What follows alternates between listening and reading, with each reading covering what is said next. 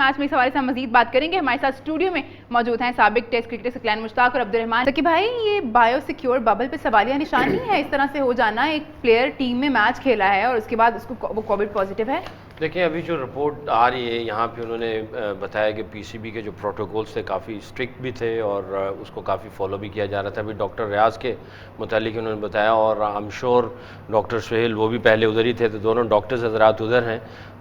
इसके ऊपर अभी आई थिंक कुछ भी कहना ना मेरे लिए जो है वो नामुनासिब ही लग रहा है। अभी देखते हैं आगे जाके थोड़ा सा और जो खबरें पता चलेंगी तो पता चलेगा कि भाई ये क्या माजरा हुआ है और किस तरह ये इंसिडेंट हुआ है। बट ऑब्वियसली ये सबको ब्रीफिंग खिलाड़ियों को, स्पोर्ट्स स्टाफ को, इवन होटल्स वालों को, मैं भी 2-3 दफ़ा गया हूँ वहाँ पे जब डोमेस्टिक हो रही थी तो बहुत ही स्ट्रिक्ट था सारी चीज़ें। हर प्लेयर्स के कॉरिडोर अलहदा थे, कमरे अलहदा थे, इवन खाने के लिए भी आपको 24 आवर्स जब आप चले जाते थे आइसोलेशन में, मैं 5-4 दफ़ा गया हूँ, तो बिल्कुल यानी वो सारे प्रोटोकॉल्स को फॉलो किया जा रहा था। ऑब्वियसली पीएसएल है, फॉरनर्स आए हुए हैं, सिक्योरिटी अगर देखें तो वो कितनी टाइट है, तो सारे प्रोटोकॉल्स जो थे वल्लाहु आलम ये कैसे ये सारी चीज़ें हो गई हैं। बट आई थिंक थोड़ा सा टाइम आगे जाएगा तो पता चलेगा कि ये क्या इंसिडेंट की वजह क्या थी। सकी भाई, मैं सकी भाई पे जाना चाहता बिकॉज बबल का एक्सपीरियंस उन्होंने किया हुआ है, रहमान ने शायद उतना नहीं स्पेंड किया टाइम। ये जो फीलिंग है बबल में रहने वाली, तफ्तीश तो होती जितना सिक्योर किया होता है, और इसमें जब ऐसा प्लेयर आता है तो जो वहाँ बाकी लोग होते हैं वो थोड़ा इनसिक्योर फील नहीं करते? देखें आप और आप रहे भी हैं सिस्टम जी बिल्कुल, मैं यकीन करें कि मुझे एक लिहाज से जब मैं जा रहा था तो मैंने बाकायदा इसकी एक थोड़ी सी थेरेपी की थी, अपने ऊपर एक्सपेरिमेंट किया था।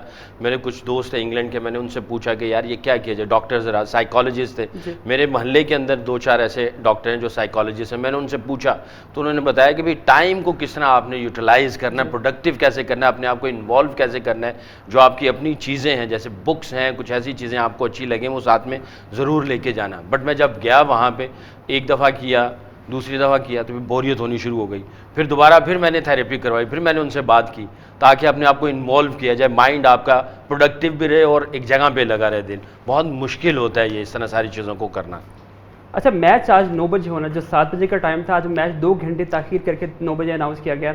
आई नो कि ये गेम है 7 बजे हो 9 बजे हो, लेकिन रहमान ये पूरे सिनेरियो में जो एकदम से क्राइसिस पैदा हुआ है, इसमें प्लेयर डिस्टर्ब नहीं होंगे गेम से पहले?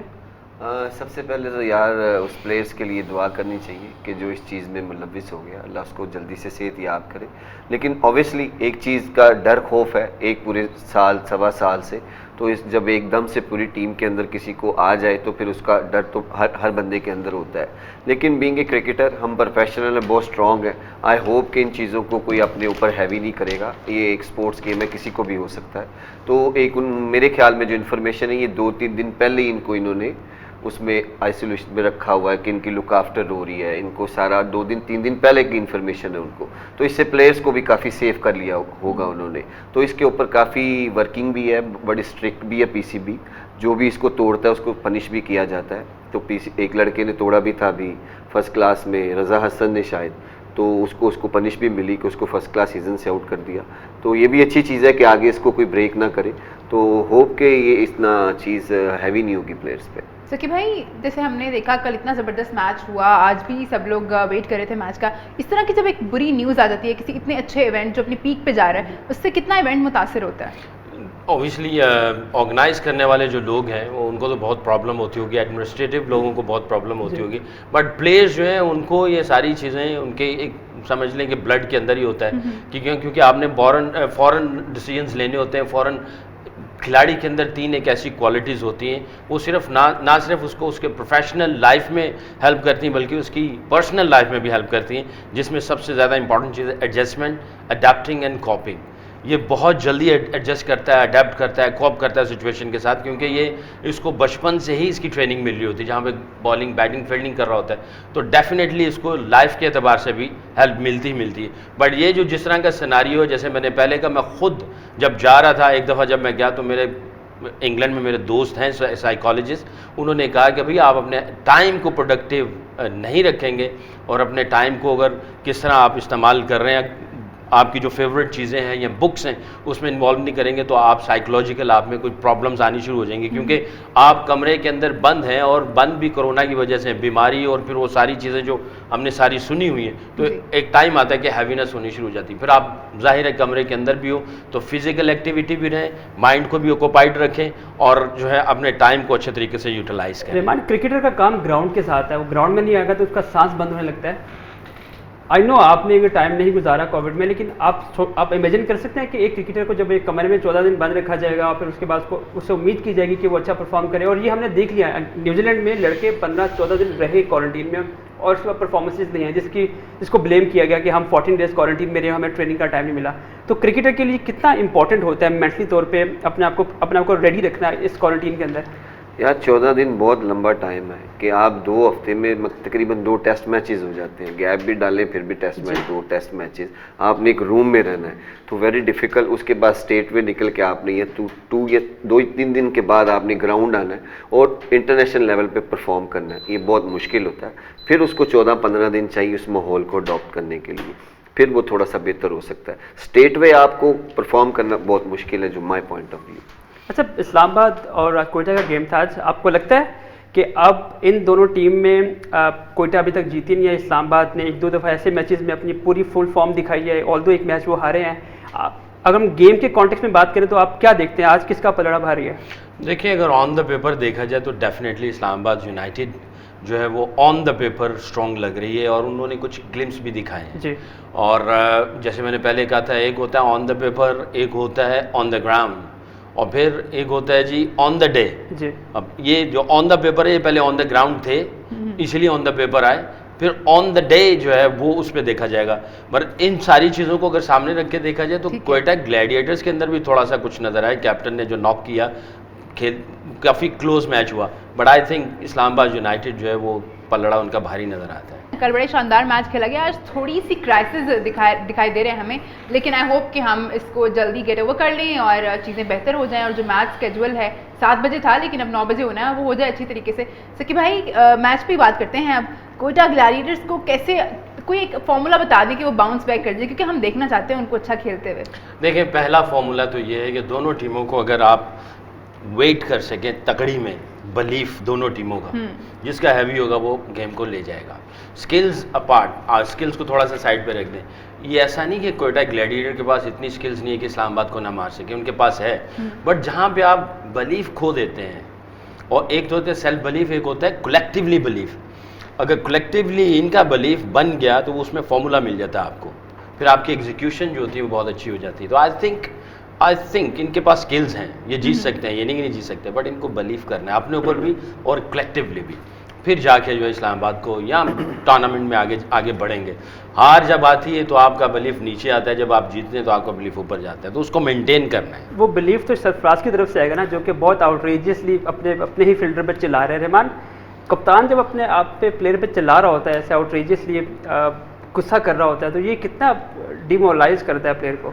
ज़्यादातर यंगस्टर को बहुत ज़रूरी है कि आप उनके साथ अगर ऐसा बिहेव करेंगे तो उनसे डिलीवर नहीं होना, क्योंकि कई लोगों के पहले PSL है, कई का सेकंड है, they not play for Pakistan, वो इतने प्रोफेशनल्स भी नहीं है, फर्स्ट क्लास इतनी नहीं खेली कि कोचेस के अंडर नहीं रहे, कि उनको किसी ने बताया हो कि ऐसा भी हो सकता है, ये उन्होंने देखा हो, लेकिन ये अंडर प्रेशर हो सकते हैं। लेकिन ऐसा प्लेयर्स के साथ करना, खुद को भी बताना कि मुझे ट्रस्ट नहीं है। मैंने उस दिन भी आपको कहा था, जब तक PSL है आपके पास यही स्क्वाड है, आपने इसी स्क्वाड के साथ खेलना है। तो अगर आप इनको डे बाय डे ऐसे बातें सुनाएंगे प्रैक्टिस पे या मैचेस में, तो फिर वो परफॉर्म नहीं कर, वो चाहे सीनियर हो चाहे जूनियर हो, एक रिस्पेक्ट होती है हर बंदे की, आपको उसको देनी चाहिए। तो अगर ये चीज़ें करेंगे तो इससे परफॉर्मेंस भी नीचे आती है, आपका एक टीम से इतबार भी उठ जाता है, बीइंग ए कैप्टन के कोई आप पे ट्रस्ट भी नहीं करता। तो ये चीज़ें हर बंदे को सफ़र कराती है, तो ये चीज़ें लेस होंगी। लेकिन इनके पास इतने बॉलर्स और बैट्समैन हैं कि ये काफ़ी दिन ये जीते भी एक टाइटल, तो ये एक चैंपियंस वाली चीज़ होनी चाहिए। एक पूरा जेल नज़र आएंगे ना, जब एक टीम का कहते हैं ना एका हो जाए, एक यूनाइटेड हो जाएंगे ना, तो फिर इनके लिए बहुत बेहतर होगा। अच्छा सकीब भाई, सरफराज छठा सीजन है एज अ कैप्टन, ट्रॉफी भी जीते हुए हैं, फाइनल भी खेले हुए हैं, एक पूरा एक्सपीरियंस उनके पास, अंडर-19 वर्ल्ड कप भी जीते हुए हैं, चैंपियंस ट्रॉफी भी जीते हुए हैं। तो ये एक प्लेयर में पेशेंस एक्सपीरियंस के साथ आ जाना चाहिए, क्यों नहीं सरफराज अपने आप को काम डाउन कर पा रहे? अगर आप इसको पीछे जाके देखें ना, तो वो वैसे भी थोड़ा सा एज ए कैप्टन नहीं, एज ए पर्सन थोड़ा सा डोमिनेटिंग पर्सनैलिटी है उसकी, डोमिनेट करता है। उसका एग्रेशन था जब वो नया नया टीम में भी आया था, तो जो उसके बैटिंग का अंदाज था या कीपिंग का अंदाज था, या फिर जब कैप्टन नहीं भी था तो उसके अंदर एक एग्रेशन था। वो सारी चीज़ें टॉपअप होते होते यहाँ तक आती हैं। बट मैं ये समझता हूँ कि हमें ऐसा लग रहा है दूर से कि यार ये बहुत ज़्यादा ऊपर हैवी हो जाता है। पीछे लोगों ने कुछ प्रोग्राम भी हुए, मोइन खान बीच में आए और वो बात कर रहे हैं, ये सारी चीज़ें नज़र आ रही हैं। बट मैं ये समझता हूँ उसकी जो इंटेंट है वो बाद में बात करता होगा खिलाड़ियों के साथ, क्योंकि उसको भी पता चल रहा है, ये नहीं कि उसको पता नहीं चल रहा। उसकी जो इंटेंट है वो अच्छाई के लिए उस खिलाड़ी से वो मैक्सिमम निकालना चाहता है। वो उस अंदाज को समझ रहा है कि ये अंदाज ही ठीक है। हो सकता है वो किसी खिलाड़ी को समझ रहा हो। हमारे यहाँ पे कुछ डिफरेंट किस्म के अंदाज होते हैं पोटेंशियल को बाहर निकालने के, किसी को प्यार के साथ, किसी को थोड़ा रगड़ा देने के साथ, किसी को इग्नोर करने के साथ, किसी के स्पॉटलाइट डाल के आप उसमें से मैक्सिमम निकालते हैं, किसी को आप चढ़ा देते हैं, तो ऐसा भी होता है। बट क्योंकि इस वक्त सिचुएशन ऐसी बनी हुई है कि वो जो ये वाली चीज़ है वो बहुत ज़्यादा हाईलाइट हो जाती है। मैं ये नहीं कह रहा कि वो इसी तरह ही हर किसी के साथ चल रहा होगा, किसी के साथ वो प्यार भी कर रहा होगा, क्योंकि आपने जब सब कुछ जीता हुआ है, कप्तानी की हुई है और आप नीचे से ऊपर तक आए हुए, आपको ये सारे मंत्रे आते होते हैं कि किसको रगड़ा देना है, किसको जनाब स्पॉटलाइट देनी है, किसको नरम लहजे के साथ आना है, किसको छोड़ देना है। तो ये सारे टैक्टिक्स होते हैं कप्तानी के। बट क्योंकि इस वक्त फिजा ऐसी छाई हुई है, उस बेचारे के ऊपर हालात भी ऐसे हैं, तो ये चीज़ें बहुत ज़्यादा हाईलाइट हो रही हैं। मैं थोड़ा सा ऐड कर देती हूँ, अग्रेसिव सिर्फ सरफराज नहीं लग रहे, आमिर को देखें, हसन को देखें, इवन शाहीन भी काफी अग्रेशन काफी देखने को मिल रहा है, मजा भी आ रहा है थोड़ा सा। ये शानदार शॉट सरफराज की उसकी पिछले इनिंग्स है जिसमें उन्होंने 80+ रन स्कोर किए थे। अगर मुझे लगता है कि कैप्टन जो है खुद इतना अच्छा परफॉर्म करके तो थोड़ा सा अग्रेशन दिखा देना चाहिए बाकी टीममेट्स से भी जायज है। लेकिन सम टाइम आपको बड़ा कूल भी रहना पड़ता है जब आपने परफॉर्मेंसेस लेनी है। साकिब भाई की कुछ बातों से सहमत भी, और कुछ ऐसी चीज़ें हैं कि जिससे आपके कुछ बॉलर्स ऐसे कि जिनको आपसे बड़े प्यार से समझाना पड़ता है कि एक टोन सेट करनी पड़ती है उनके लिए, उनको बताना पड़ता है कि ये रहा है। लेकिन सम टाइम जो वो इतना ज़्यादा कर देते हैं उससे परफॉर्मेंस पे फ़र्क पड़ेगा। हर बंदा भी डिस्कस कर रहा है उसको, जिसको सुना रहे हैं वो भी एम्बैरेसिंग हो रहा है, तो कैसे अगला बॉल डिलीवर करे, ये अगला ओवर करेगा। तो अल्लाह करे ये परफॉर्म करता रहे और विकेटों के पीछे थोड़ा कूल होता रहे, इसके लिए बहुत ज़रूरी है। अगर ये ऐसे ही रहेंगे तो इनकी टीम बहुत लेस चांस है कि आगे क्वालिफाई करे। इनको बड़ा मेंटली इनको चलाना पड़ेगा, मेंटली स्ट्रांग होना पड़ेगा। मैनेजमेंट को इनको सबको बिठा के एक दूसरे को, मेरा ख्याल है इन्होंने काफ़ी किया भी होगा कि इनको गैदर किया होगा कि इकट्ठे रहो और एक जगह पे। हो सकता है इनके बाद वो यंगस्टर हैं, आज का मैच इनके लिए बहुत ज़रूरी है जीतना। पहले 4 मैच हार चुके हैं, अगर ये मैच हार जाते हैं तो टूर्नामेंट से आउट होने के भी इनके चांसेस हैं। तो होप के they play well, they play good cricket, इंशाल्लाह देखने को अच्छी क्रिकेट मिले। जहां सरफराज की हम बात करें, शादाब ओपोनेंट कैप्टन है, शादाब भी कुछ ऑफ कलर नज़र आ रहे हैं, और जिस सिर्फ PSL में ऑफ कलर नज़र नहीं आ रहे, अपनी इंटरनेशनल सीरीज़ में भी ऑफ कलर नज़र आ रहे हैं। उनकी प्रोग्रेस आई थिंक हर्डल है ये उनके इंटरनेशनल करियर के लिए। देखें, एक तो ये है कि वो इंजरी रही उसको। जब आप फिज़िकल इंजर्ड हो जाते हैं तो टेक्निकल और टैक्टिकल भी इश्यूज साथ में आ ही जाते हैं। ठीक है। टेक्टिकल जो है वो आप जब खेलेंगे तो वो तब जाके पता चलता है कि आप टेक्टिकली कितने टच में हैं या अपडेटेड है। तो इसकी इंजरी जो थी उसकी वजह से थोड़ी सी चीज़ें इधर चली हैं। बट पिछले मैच में मैं खुश हूँ कि उसने 4 ओवर किए और 23-24 रन दिए हैं। विकेट कोई नहीं मिली, बहरहाल 4 ओवर का अपना कोटा किया। डेफिनेटली वहाँ से उसको कुछ ना कुछ मिला होगा, उसकी इमेजिनेशंस क्लियर हुई होंगी, हेड उसका दिमाग जो है वो क्रिस्टल क्लियर हुआ होगा बॉलिंग प्लान के मुताबिक। बैटिंग के ऊपर क्योंकि वो शफल ऊपर नीचे कर रहे हैं तो उसको वहाँ पे उसको स्टेबल करना पड़ेगा, इतना ज़्यादा फ्लक्चुएशन नहीं लेके आनी चाहिए उनको। बाकी डेफिनेटली जब आप बाहर होते हैं अंदर आते हैं तो आपको भी टाइम लगता है एडजस्ट करने के लिए। कप्तानी एक ऐसी चीज़ है कि जिसमें आप 11 खिलाड़ियों को देख रहे होते हैं, और जब आप खुद खेल रहे होते हैं तो आप समझ लें कि आप अपना मिरर हैं, आपने अपने से ही बात करनी है। तो आपको पता है कि मैंने अपने से कैसे बात करनी है, आपको पता है कि अपने आप को कैसे तैयार करना है। बट 11 खिलाड़ियों को करने के लिए आपको टाइम भी चाहिए, सेटल होने के लिए भी चाहिए, फिर उसकी फिलॉसफी भी चाहिए। फवाद अगर आज बाहर बैठेंगे तो उनकी जगह किसके चांसेस आने के? 2 ऑप्शन हैं, ग्रेगरी के आने की ऑप्शन है, जफर गौहर की ऑप्शन है। आई थिंक ग्रेगरी को लेके आएंगे क्योंकि 2 मैच पहले उसने एक मैच विनिंग डिस्प्ले किया था, नॉक किया था। तो डेफिनेटली फॉरनर जाएगा तो फॉरनर आ जाएगा उसकी जगह पे, यानी चांस है। मिनिमम 3 है, मैक्सिमम 4 हैं, तो बनता इसी का ही है। जमाल भाई आप स्पिनर हैं, आप भी स्पिनर को लाना चाहेंगे? मेरे ख्याल में क्योंकि उसने 4 ओवर अच्छे किए, उसको खुद भी कॉन्फिडेंस होगा, लेकिन 6 ओवर के बाद आपको बीच में स्पिनर्स चाहिए कि जो आपको मैच भी बचा के दे सकते हैं और आउट भी करके दे सकते हैं। ट्रस्ट करना पड़ेगा आपको। ये वही बॉलर है जिन्होंने पहले भी परफॉर्म किया था, अभी पाकिस्तान कप में भी किया, तो उनको प्रॉपर चांस मिलेगा तो वो अच्छा डिलीवर कर सकेंगे, तो फिर अपने लिए भी और टीम दोनों के लिए कम्बिनेशन बनाना भी ईजी है। जफर गौहर की बात कर रहे हैं। जी, जफर गौहर की बात कर। I think he is a good option, लेकिन उसको वो मौका नहीं मिल पा रहा। एक बड़ा इंपॉर्टेंट प्लेयर है रोहिल नज़ीर। पाकिस्तान में विकेट कीपर्स की बात होती है, रिजवान इस टाइम बिल्कुल छाए पड़े हैं, उनको तो आप हिला भी नहीं सकते, हाथ भी नहीं लगा सकते उनको आप। सरफराज हमें पता है बिल्कुल नीचे बॉटम पे बैठे हुए हैं, उनके चांसेस कम है आने के। ज़ाहिर है हमें एक नया कीपर भी तैयार करना है। रोहिल नज़ीर को अनफॉर्चुनेटली लाहौर इस्लामाबाद मैचेस खिला नहीं रहा, थोड़ा अनफॉर्चुनेट नहीं उस प्लेयर के लिए? डेफिनेटली, और मैं ये समझता हूँ अगर प्रॉमिसिंग है तो कुछ ऐसा कानून हो जाए कि भाई अगर किसी और को चाहिए तो वो लॉन पे कहीं और चला जाए। काउंटी क्रिकेट में ऐसा होता है। अच्छा। अगर बैठा हुआ एक बंदा ज़ाया हो रहा है और उसकी प्रोग्रेस नहीं हो रही है तो कोई और उसकी जगह नहीं बन रही इस टीम में, उसको मूव ऑन कर जाए, कोई और लोन पे ले ले, कहीं और चला जाए। बट आई एम श्योर ये बच्चे जब बाहर बैठे होंगे इनको मैक्सिमम फ़ायदा उठाना चाहिए। फॉरेनर्स भी हैं, आपके अपने हीरोज़ भी हैं, तो उनके वर्क एथिक्स देखें, वो किस तरह अपने आप को ट्रेन करें, उनका माइंड पिक करने की कोशिश करें, नॉलेज कहीं से लें और अपने आप को जो है तैयार रखें हर मैच से पहले।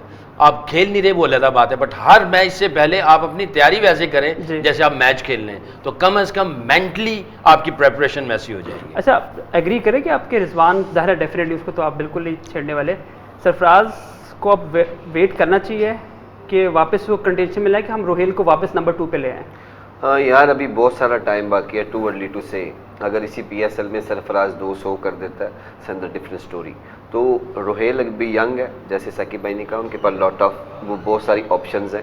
फील्डिंग कोच है, बैटिंग कोच है, बॉलिंग कोच, हर बंदा अवेलेबल है उनके लिए। तो ये अच्छा टाइम होता है अच्छी ट्रेनिंग करने के लिए, अपने आप को अच्छा शेप बनाने के लिए और अच्छा प्लेयर बनाने के लिए। इतना अच्छा स्टाफ आपको इंटरनेशनल लेवल पे मिलता है, तो ये 3 महीने या 2 महीने आपके लिए बड़े साबित होते हैं आने वाले पूरे साल के लिए। ये एक अच्छी जगह प्लेटफॉर्म है, यहाँ आप तैयारी कर लेंगे, आगे कोई भी क्रिकेट आएगा आपको बड़ी आसान लगेगी वो। ये एलेक्स हेल्स की शानदार नॉक। अच्छा, इस्लामाबाद वही उनका एक ही मंत्र है, 3 ऊपर टॉप के जो हैं फॉरेन प्लेयर्स, ओवरसीज प्लेयर के साथ जाओ और उसी से हिट कराओ और नीचे में आके एंकर करो। ये एक मेथड है जो चल रहा होता है, कभी कभी नहीं भी चलता। देखें, शायद उनकी यही, आपने जो मंत्र की बात की, यही स्ट्रेटजी हो, यही मंत्र हो, और काम भी करता है, ये नहीं कि बिल्कुल काम नहीं करता। एलेक्स हेल्स की बात की जाए तो जैसे पहले भी पिछले प्रोग्राम्स में मैंने बात की, बहुत ही डोमिनेटिंग इसका एटीट्यूड है और अटैकिंग एग्रेसिव क्रिकेट खेलता है। ऑन द डे बहुत डेंजरस हो सकता है, ये अकेला ही मैच को लेके जा सकता है। ये एक ऐसा प्लेयर है जिसके ऊपर आप इस तरह का रिलाई कर सकते हैं, बट क्योंकि ये गेम टीम गेम है तो सबको बीच में साथ में चिप इन करना पड़ेगा। दूसरे एंड वाला भी अगर सपोर्ट ना करे तो बहुत ज़्यादा मुश्किलात हो जाती हैं। बट ये ऐसा डेंजरस प्लेयर है, ऑन द डे ये इधर वाले एंड का भी काम कर सकता है और अपना काम भी कर सकता है। अब्दुर्रहमान, आप इस बात से एग्री करते हैं जो उमर ने कही कि जो ऊपर के 3 खिलाड़ी हैं उस पर बड़ी रिस्पॉन्सिबिलिटी होती है, लेकिन अगर हम मैचेस देखें पिछले तो उनका मिडिल ऑर्डर काफ़ी इंपॉर्टेंट रोल प्ले किया उन्होंने इस्लामाबाद की विन में। डेफिनेटली जी, जो ऊपर वाले टॉप ऑर्डर जो होते हैं, नहीं ठीक है, हाँ आपका ठीक है, फिर गेम चला वो बर्थडे बॉय हैं, वो कुछ भी कह सकते हैं। ओह अच्छा, अब अपनी जुबान बंद रखो। देखें, जैसे पहले मैंने कहा कि एक टीम गेम है, ऊपर वाले जो है अगर वो अपना रोल प्ले नहीं करते तो उनकी जिम्मेदारी भी नीचे वालों को अदा करनी पड़ जाती है। इसीलिए जब किसी भी खिलाड़ी को पिक किया जाता है तो उसका रोल डिफाइन किया जाता है। मगर जैसे मैंने एलेक्स हेल्स की बात कर रहा हूँ, ये ऐसा प्लेयर है कि आप सबका काम भी ये कर सकता है। ये ऐसा प्लेयर ऑन द डे, मगर अगर वो नहीं करता तो सबको अपना अपना रोल प्ले करना ही करना है। अगर नहीं करेंगे, क्योंकि इट्स अ टीम गेम, आपको जो है वो लेने के देने पड़ जाएंगे। अच्छा, फिल शॉट एक वीक लिंक नजर आ रहे हैं टॉप ऑर्डर, बिकॉज इस्लामाबाद का जो मेथड है उसको वो फुलफिल नहीं कर पा रहे। अगर हम बात करें फिल शॉट की बात करें, क्योंकि रोहेल भी हम बात करें, रोहेल भी कीपर है, फिल शॉट भी कीपर है, अगर कहीं ना कहीं जगह बनती है तो फिल शॉट को बिठाना चाहिए। यार देखो, रोहेल नज़ीर को मैंने इतना देखा नहीं है, बट उसका मैंने बहुत सुना है। तो इस्लामाबाद यूनाइटेड को आई थिंक वो कैलकुलेट कर रहे हैं कि कहीं हम पे थ्रू कर जाएं किसी तरीके से, फिर इस यंगस्टर को हम लोग चांस दें। इसी वजह से फॉरनर जो आते हैं ना, जैसे हमेशा ये होता है pro to pro, foreigners to foreigners, ये सारी चीज़ों को कैलकुलेट किया जाता है। बट आइडियली मैं ये चाहूँगा अल्लाह करे ये इस्लामाबाद ऐसी सिचुएशन में आ जाए तो रोहेल नज़ीर को भी एक मौका दे दिया जाए। PSL इट्स नॉट जस्ट कि भाई हमारी एक फ्रेंचाइज जो वो अपना ही मौक़िफ़ देके प्लेयर डेवलपमेंट को भी थोड़ा सा देखना चाहिए। काफ़ी डिस्कशन कर लिया हमने मैच पे, आई होप मैच हो और बहुत अच्छा हो। और आज कुछ जो है ना बाजी मैं चाहती हूँ कि दिल से मैं चाहती हूँ कि पलट जाए और कोयटा की जो टीम है ना वो हमें कुछ अच्छा करती हुई ग्राउंड में नजर आए, ना सिर्फ ये कि हम अग्रेशन और गुस्सा देखें। तो आज बर्थडे है अब्दुर्रहमान का, हैप्पी बर्थडे उमर। हम शायद केक भी काटने वाले हैं। बिल्कुल, आज हम केक ही स्पेशल लाए और आज हम सब व्यूअर्स के साथ मिलके ही केक काटेंगे। अच्छा, केक तो काटना था, उससे पहले जुबान काट दी क्योंकि सवाल इनका था, जवाब मुझे देना पड़ गया। रिमान भाई प्लीज, हम लोग अच्छा चलो ठीक है, आ जाएंगे, उठना पड़ेगा सीट से हम सबको। तो जी छुरियाँ चलाए आप, जहाँ से मर्जी चलाएं। हाँ, कहीं से भी, कहीं से भी। Happy birthday to you. Happy अरे वाह, बर्थडे टू यू। अब खिलाएं भी एक दूसरे को। सर बहुत बहुत मुबारक हो। कितने साल के हो गया? 41 साल। 41 साल के। आज लाला ने भी मान लिया कि वो 44 के हो गए हैं, तो 40 नहीं लगा था। नहीं आप 41 के। अल्लाह लंबी जिंदगी दे। बहुत शुक्रिया, बहुत शुक्रिया। मैं ये शो का टाइम क्योंकि ख़त्म हो गया है। आज काफ़ी अच्छी डिस्कशन नहीं है, आपसे हमारी मुलाकात होगी रात 12:15 पे। अपना बहुत ख्याल रखिए, देखते रहिए न्यू। थैंक यू, बहुत शुक्रिया।